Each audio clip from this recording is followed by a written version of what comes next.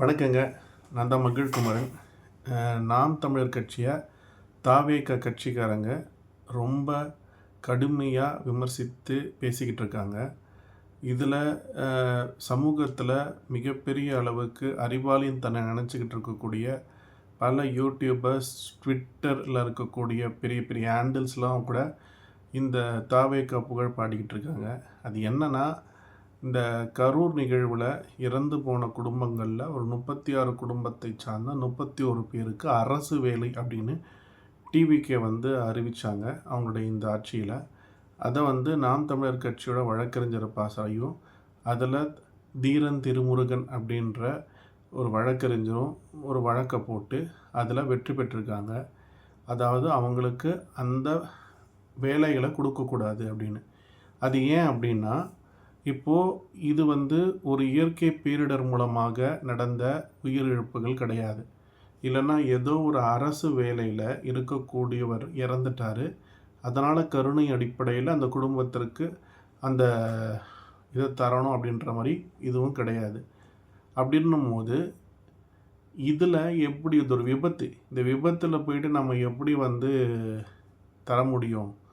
இப்போது நீங்கள் ஸ்டெர்லைட்டை எடுத்துக்கிட்டிங்கன்னா, ஸ்டெர்லைட்டுன்றது ஒரு தொழிற்சாலை. இந்த தொழிற்சாலையிலேருந்து வர கழிவு மக்களை பாதிக்குது. அதனால் அந்த தொழிற்சாலைக்கு எதிராக போராடுறாங்க.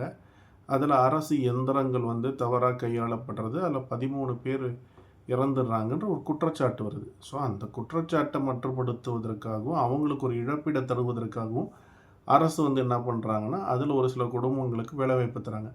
அதை எடுத்துகிட்டு போயிட்டு இப்போ இவங்க ஆட்சியில் இருக்காங்க டிவிக்கே. பட் அப்போ அது அவங்க தனி கட்சி.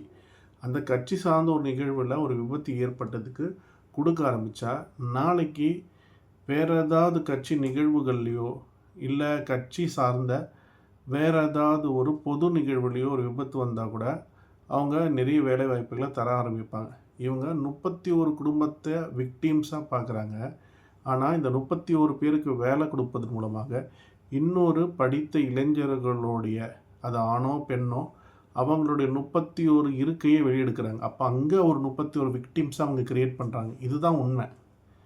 இப்போ நீங்கள் ஏற்கனவே 40 லட்ச ரூபாய்க்கு கிட்டத்தட்ட உதவி பண்ணவங்களுக்கு போயிருக்கு. ஏன்னா அப்போ அரசு 10 லட்சம் கொடுத்துருக்கு, விஜய் அவர்களுக்கு 20 லட்சம் கொடுத்துருக்காங்க, மற்ற சில கட்சிகள் ஒரு சில லட்சங்களை கொடுத்துருக்காங்க, சில பேர் மாத உதவி செய்கிறதாகவும் சொல்கிறாங்க. இப்படின்னு பார்க்கும்போதே அவர்களுக்கு ஒரு குறிப்பிட்ட இழப்பீட்டு தொகை போய் சேர்ந்துருச்சு. இப்படி இருக்கும்போது நான் அவங்களுக்கு வேலைவாய்ப்பு தரேன்றது எந்த விதத்தில் சரி? அவங்களுடைய வேறு ஏதாவது இதை நீங்கள் தனிப்பட்ட கட்சியாக சேர்ந்து முடிவெடுங்க. ஆனால் இன்னொருத்தரோட வாழ்வை எடுத்து இந்த இது கொடுக்கறது சரி கிடையாது. டிஎன்பிசின்றது முக்கியமான தேர்வு. அதற்காக பல இளைஞர்கள் தன்னோட வாழ்க்கையை பலியாக வச்சு இதை படிச்சுக்கிட்டு இருக்காங்க. இது குரூப் 4 அப்படின்னு சொல்கிறோம். குரூப் 3, குரூப் 2, குரூப் 1 இருக்குது. குரூப் 4 தான் தருவாங்க. அந்த குரூப் 4ஓட சேலரி ஒரு 20,000லேருந்து 25,000 30,000 கிட்ட வரும்னு நினைக்கிறேன், தொடக்க சேலரி. அந்த சேலரிக்காக சில பேர் 30 31 வயசு வரைக்கும் படிச்சுக்கிட்டு இருக்காங்க. ஏன்னா அவங்களோட கடைசி, இப்போ இந்த வருஷம் தான் அவங்களுக்கு கடைசி வருஷம். இந்த வாய்ப்பை மிஸ் பண்ணிட்டா அவங்களுக்கு இனிமேல் டிஎன்பிசி எழுத முடியாதுன்னு வச்சுக்கோங்களேன். அந்த கடைசி வருஷம் அவங்க எழுதுகிறாங்க. அந்த நேரத்தில் அவங்களுக்கு கிடைக்கிற வாய்ப்பு இருந்து அதுக்குண்டான இடத்த ஒரு குடும்பத்துக்கிட்ட போய் கொடுத்தா அப்போ அவங்களோட நிலைமை என்ன ஆகும்? அப்போ 31 விக்டிம்ஸ்க்கு நான் பதில் சொல்கிறேன்னு சொல்லிட்டு 31 விக்டிம்ஸை நீங்கள் மறுபடியும் க்ரியேட் பண்ணுறீங்களே, இது சரியா? இதனால தான் நீதித்துறை ஆர்டிக்கிள் 14, 16 இதெல்லாம் காரணம் காட்டி இது வேணாம், இது தப்பு, அது மட்டும் இல்லாமல் இதை எடுத்தால் இது முன்னுதாரணமாக போயிடும்னு சொல்லி அவங்க என்ன சொல்கிறாங்கன்னா, உங்களுக்கு தேவைப்பட்டால் ஸ்கில் டெவலப்மெண்ட், தனித்திறன் பயிற்சி கொடுங்க, இன்னும் வேணால் இழப்பீடு கொடுங்கன்ற மாதிரி பேசியிருக்காங்களே தவிர அரசு வேலை வாய்ப்பை எடுத்து கொடுங்கன்னு சொல்லிட்டு கொடுக்கல. நாளைக்கு இவங்க இந்த மாதிரி பண்ணிட்டு போனாங்கன்னா அப்போ இந்திய அளவில் பல்வேறு கட்சி பல்வேறு கூட்டம் அதில் இழப்புகள் வரும். அவங்களுக்கும் அந்த வேலை வாய்ப்பும் அப்போ அங்கேயும் இன்னொருத்தரோட நியாயமான ஒரு அரசு வேலைக்கு முயற்சி பண்ணுறவங்கள வேலை வாய்ப்பு பறிக்கப்படும். இது ரொம்ப தவறானது. இதை பற்றி பேசினா நாம் தமிழர் கட்சி அழிஞ்சு போயிடும், டிவிக்கே சதின்னு ஏதோ பேசுகிறீங்க. படித்த இளைஞர்கள் தானே நீங்களாம், இதை யோசிக்கவே மாட்டிங்களா? இதே டிவிகே கட்சி சார்ந்த படித்த இளைஞர்கள் பல பேர் இந்த டிஎன்பிசி தேர்வுக்கு முயற்சி பண்ணுவாங்கள்ல, அவங்கள வேலைவாய்ப்பை பிடுங்க போகிறீங்களா? எதையாவது ஒன்று பண்ணிகிட்ருப்பீங்களா? ஆக்கப்பூர்வமாக எதுவுமே பண்ண மாட்டிங்களா? அடுத்த வர இடைத்தேர்தல், அடுத்த வர தேர்தல், இதை மட்டுமே கவனித்து ஒரு திட்டங்களையும் செயல் திட்டங்களையும் கொண்டு வந்தால் அது எப்படி மக்களுக்கு நல்லதாக மாறும்? கொஞ்சம் மாதிரி புரிஞ்ச மாதிரி நடந்துக்குங்க. இப்போ இது தூக்கிட்டு உச்சநீதிமன்றத்துக்கு போகிறாங்க. இப்போ பாருங்கள், ஏற்கனவே உங்களுக்கு ஒரு இழப்பீட்டு தொகை கொடுத்துருக்கு. இது உயர்நீதிமன்றத்தால் நிராகரிக்கப்பட்டிருக்கு. உச்சநீதிமன்றத்துக்கு போகுது. இப்போ அந்த அரசு வழக்கறிஞருக்கு ஒரு பஞ்சப்படி இல்லைன்னா ஒரு இது தரணும். இப்போ உச்சநீதிமன்றம்னா அவருக்கு பயண செலவு, இல்லைன்னா அங்கே ஒரு இவரை வச்சு தங்க வச்சு அவருக்கு அதுவும் ஒரு சில லட்சங்களை சாப்பிடணும்ல.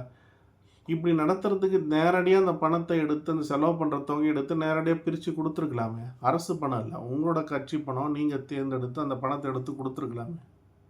இதை கேட்டால் நாம் தமிழர் கட்சியை திரள்நிதியில் வாழ்ந்துட்டுறீங்க. இப்போ சமீபத்தில் மயிலாப்பூர் தொகுதியில் என் நண்பர் ஸ்டாலின் அவர் முன்னெடுப்பு செஞ்சார். நாம் தமிழர் கட்சியோட உறவுகள் முயற்சி பண்ணாங்க. இந்த பள்ளி குழந்தைகள் சில பேர் சொல்லும்போது அதில் ஒரு குறிப்பிட்ட மாணவர்களுக்கு கல்வி சார்ந்த சில உதவிகளை செஞ்சுருக்கிறாங்க. பேக் வாங்கி தரது, சில பேருக்கு ஃபீஸ் கட்டுறது, அந்த மாதிரிலாம் உதவிகள் செஞ்சுருக்கிறாங்க.